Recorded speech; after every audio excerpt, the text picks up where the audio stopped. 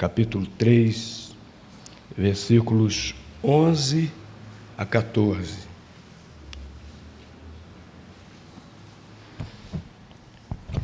Perdão, irmãos, vamos ler a partir do versículo 9, que nós entenderemos melhor todo o sentido desse texto, a partir do versículo 9.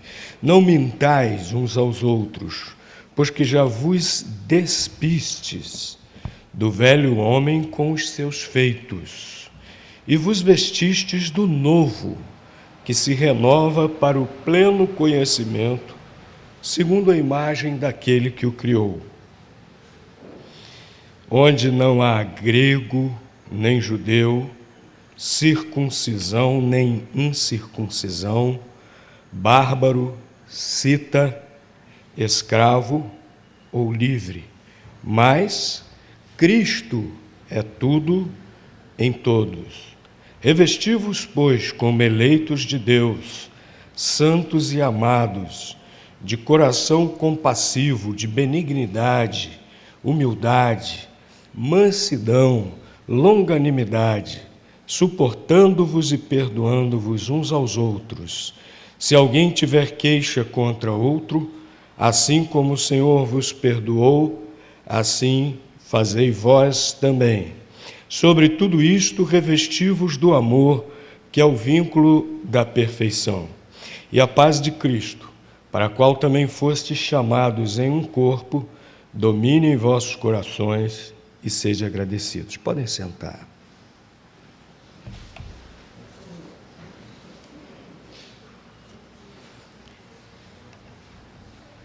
Esse capítulo, desde o versículo 1, está falando da transformação que é operada naquele que tem a Cristo. Eu fiz questão da gente ler também os versículos 9 e 10, porque aqui Paulo está até usando uma figura de linguagem para deixar isso muito claro. Diz que nós nos despimos do velho homem com os seus pecados. A ideia aqui é como se a gente estivesse tirando uma roupa velha, suja, estragada, nada apresentável, né? Nos despimos do velho homem. E agora fizemos o quê? Agora que temos a Cristo como Senhor, como Salvador de nossas vidas, nos vestimos do novo homem. Agora não mais com pecados, com atitudes, pensamentos, palavras que desagradam a Deus, mas com atitudes agora agradáveis a Deus, em obediência a Deus. Esse texto está enfatizando isso. Mas esse texto também enfatiza a maneira como vamos nos relacionar. Se fomos transformados por Cristo, como deve ser a nossa comunhão? Como é que nós devemos viver a nossa comunhão? Dos versículos 11 ao 14, apóstolo Paulo fala sobre isso. Fica muito claro nesse texto da palavra de Deus. Transformados por Cristo, como vamos viver também a nossa comunhão? Como vamos nos relacionar? Em primeiro lugar, já falei aqui, já estou fazendo referência, fica muito claro que a nossa comunhão precisa ser vivida, a nossa comunhão precisa ser vivida em santidade. Sem santidade não há verdadeira comunhão. Se os crentes, se nós não estamos buscando viver em santidade, não há verdadeira comunhão. Porque nós sabemos que comunhão significa compartilhar as mesmas coisas, compartilhar as mesmas coisas. E quem está em Cristo, nova criatura é. Já nos despimos do velho homem, já nos vestimos do novo homem. Essa nova natureza que nós compartilhamos inclui a santidade. Nossa comunhão precisa ser exercida em santidade. E o versículo 12 mostra aqui quem está vivendo em santidade, como é que é a comunhão, né? Revestivos, nova alusão àquilo que Paulo já falou aqui atrás, né? Que agora nós nos vestimos do novo homem, revestivos, pois, como eleitos de Deus, santos e amados, de coração compassivo, né? Se eu estou tendo um viver santo e tirei o pecado da minha vida, o que eu coloco no lugar disso? Né? É como se você tivesse um brejo bem fedorento, um brejo todo poluído, todo contaminado. Aí você acaba com aquele brejo, você tira tudo de podre, tudo de ruim que tem naquele brejo. Mas você não deixa simplesmente o buraco ali. Você não deixa simplesmente o espaço vazio onde estavam aqueles dejetos todos, né? Você põe algo bom onde antes tinham coisas ruins. Santidade é isso. Santidade não é só tirar o que não presta, não. Por isso que Paulo fala, né? Nos despimos do velho homem e nos vestimos do novo. Então eu tirei o que não prestava da minha vida, sou nova criatura em Cristo. Quais coisas boas nessa comunhão em santidade, o que eu coloco de bom? E o versículo continua. Coração compassivo. O que significa isso? Um coração que é capaz de se compadecer das outras pessoas. Nós estamos ficando, a verdade é que a vida atual, nós estamos ficando com os corações cada vez mais endurecidos em relação ao próximo.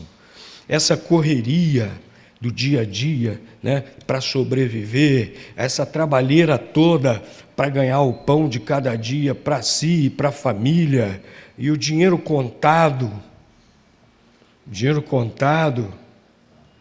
e o medo da violência. Nós saímos às ruas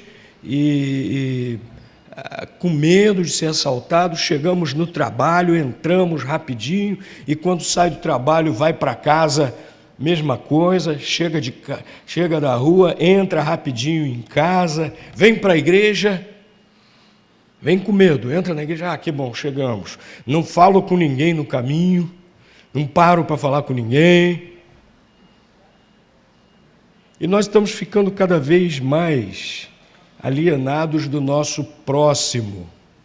Nossos corações estão ficando endurecidos. E às vezes isso se reflete até mesmo dentro da nossa comunhão aqui dentro da igreja. Nós estamos vivendo também uma época de muito individualismo. Cada um que cuide de si mesmo, parece ser o lema da nossa cultura atual, né? Nessa época tão individualista. Nossos corações vão ficando endurecidos. Mas se formos transformados por Cristo, nossos corações precisam ser corações compassivos, corações capazes de se compadecer. E compaixão, gente, não é só sentir peninha, não. Compaixão é ser impulsionado a fazer algo pelo nosso próximo, né? Comunhão em santidade é comunhão que a gente deixou o pecado para trás e agora a gente tem um coração compassivo. O que mais? Coração de benignidade. O que é benignidade? É a atitude de praticar o bem. O coração nos impulsiona, né? O coração compassivo. E nós vamos e praticamos o bem, benignidade. O que mais que diz aqui? Humildade.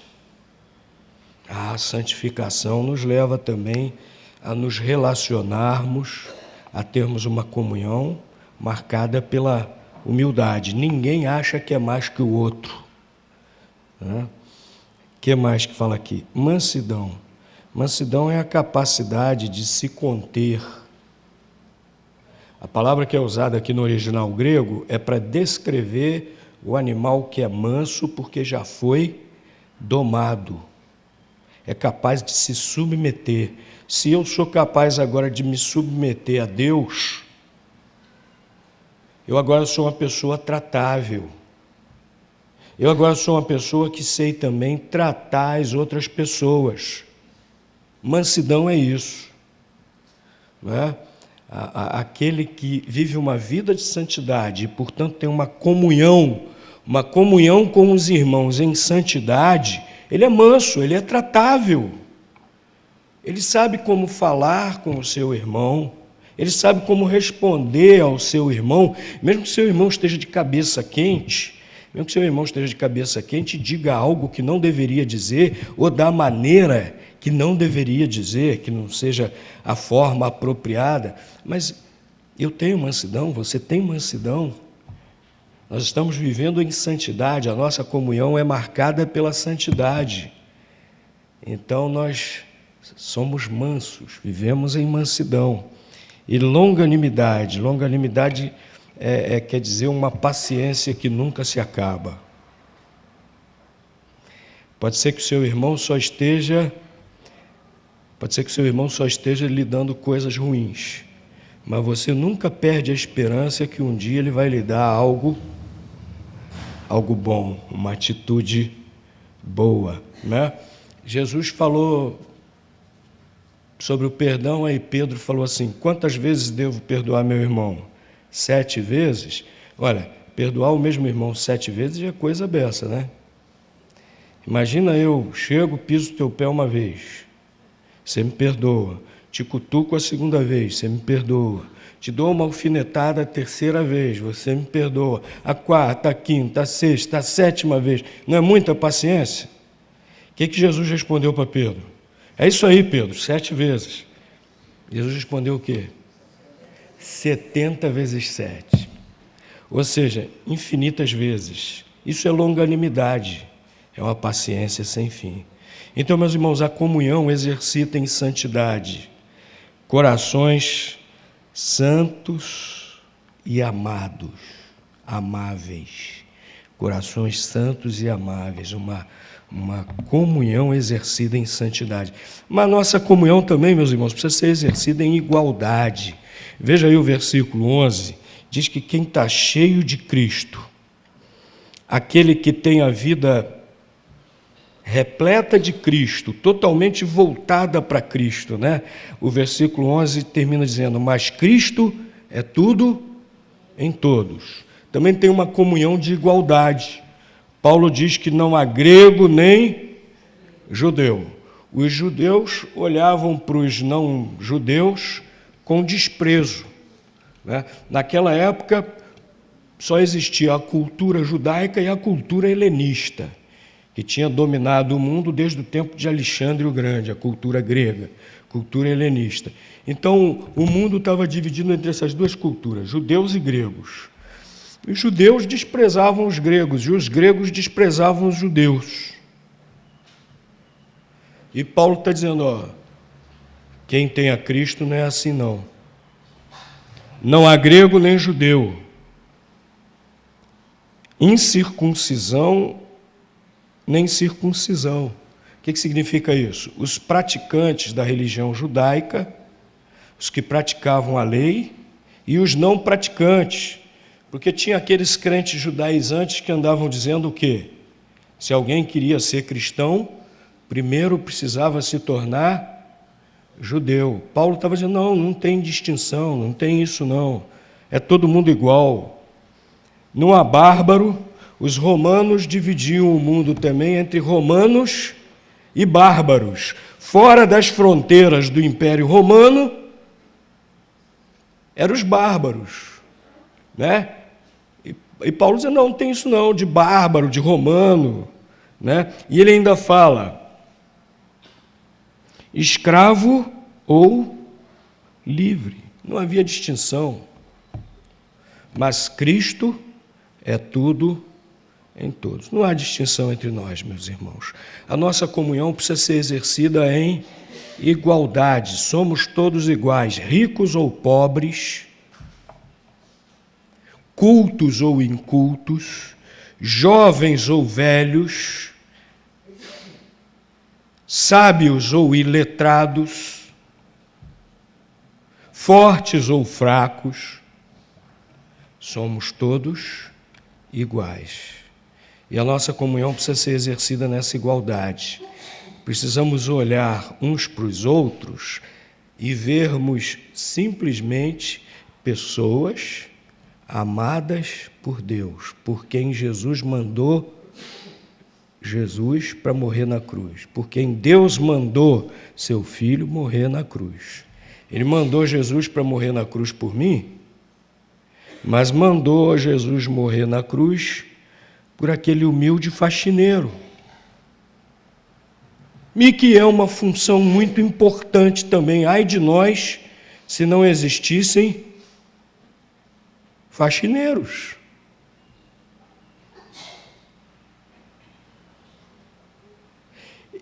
Jesus veio morrer na cruz lá pelo doutor, mas veio morrer na cruz também pelo lixeiro.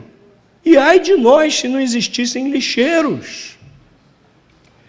Ninguém pode se julgar mais importante do que ninguém, ainda mais aqui na nossa comunhão, daqueles que Cristo é tudo em todos. A nossa comunhão precisa ser exercida em igualdade, né? E por fim, meus irmãos, a nossa comunhão, obviamente, precisa ser exercida em amor. Olha aqui os versículos 13 e 14, né? Versículo 14, Paulo diz assim: sobre tudo isto, revesti-vos do amor, que é o quê? O vínculo da perfeição. Aqui no original grego, que foi traduzido como vínculo da perfeição, seria melhor traduzido assim como aquilo que une perfeitamente, aquilo que une de maneira perfeita, é o amor. O que nos une de maneira perfeita é o amor. E a palavra de Deus diz que o amor de Deus está derramado em nossos corações por Cristo Jesus. Nós já não amamos com o amor imperfeito, nós já não amamos com o amor egoísta do ser humano corrompido pelo pecado, mas agora nós já somos capazes de amar com o amor perfeito de Deus, descrito lá em 1 Coríntios, capítulo 13. A nossa comunhão precisa ser realmente exercida em amor. E é interessante que o versículo 13 traz algumas consequências práticas desse amor. Diz que quando a gente se ama, versículo 13, a gente se suporta e a gente se perdoa. O suportar aqui, meus irmãos, não é naquele sentido assim, irmão fulano é um mala. Às vezes o mala sou eu, né? Isso é muito relativo, isso depende do referencial de cada um, né? Depende do referencial de cada um. Às vezes o mala sou eu, não é o irmão. Irmão fulano é um mala, mas eu suporto esse irmão. Eu me relaciono com ele mesmo assim, porque ele é meu irmão em Cristo. Não, o suportar aqui não é nesse sentido, não. O suportar aqui é no sentido de dar suporte. É literal, é no sentido de apoiar.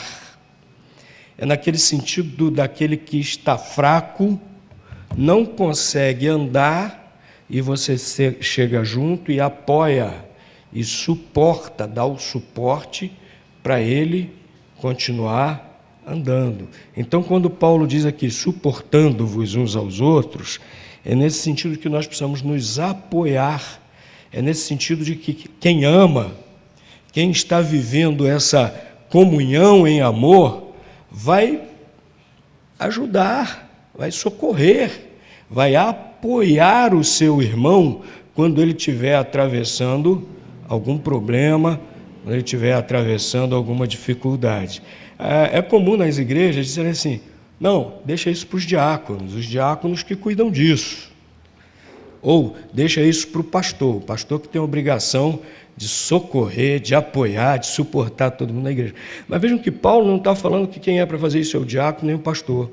O apóstolo Paulo está dizendo que é para os membros todos, ele está se dirigindo aqui a todos os membros daquela igreja. É para todos nós. A nossa comunhão em amor, nós precisamos suportar uns aos outros. E o que mais que ele diz? Perdoar. Aí sim, né? Entra aquela outra história adiante. Perdoar uns aos outros.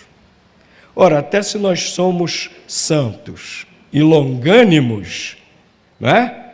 Nós já vimos que somos santos e longânimos, portanto. Somos santos, portanto, somos longânimos também. Então, consequentemente, nós vamos perdoar uns aos outros. Há algumas pessoas que têm uma personalidade, um temperamento assim, mais rancoroso, que tem mais dificuldade para perdoar.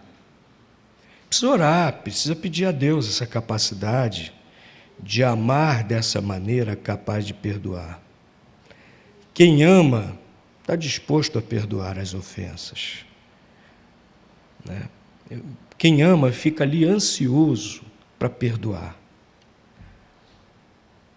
Aí quando o outro reconhece o erro, vem a você, né? E geralmente, quando a gente vai pedir perdão para alguém, a gente vai cheio de dedo, né? Porque a gente não sabe a reação do outro. Aí a gente vai cheio de dedo. Às vezes a gente vai pedir perdão para alguém e ouve um sermão. Houve um sermão maior que o sermão do pastor. Porque o pastor nunca passou de 1h30 no sermão, e tem gente que passa. Tem gente que fica o dia inteiro, o mês inteiro dando sermão, né? Então, às vezes, a gente vai pedir perdão para alguém, já vai cheio de dedo, não sabe o que vai ouvir. Mas aquele que tem esse amor no seu coração, aquele que vive essa comunhão em amor, ele faz igual o pai do filho pródigo. Como é que o pai do filho pródigo fez? O filho pródigo começou o discurso que tinha ensaiado para pedir perdão. O pai nem deixou. Abraçou, beijou, falou, tragam vestido, tragam sandália, põe um anel no dedo, vamos fazer uma festa. É essa disposição que nós devemos ter, meus irmãos, se vivemos essa comunhão em amor, de fato, nos perdoarmos uns aos outros. Meus irmãos, vamos fortalecer a nossa comunhão. Vale a pena.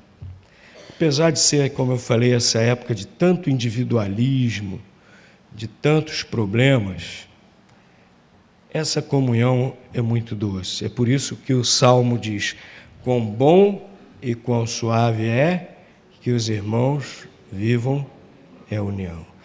É o nosso oásis. Isso nos faz tanto bem, isso nos restaura e, acima de tudo, Deus se agrada. Vivamos em comunhão, então. Meus irmãos, vamos ao momento missionário.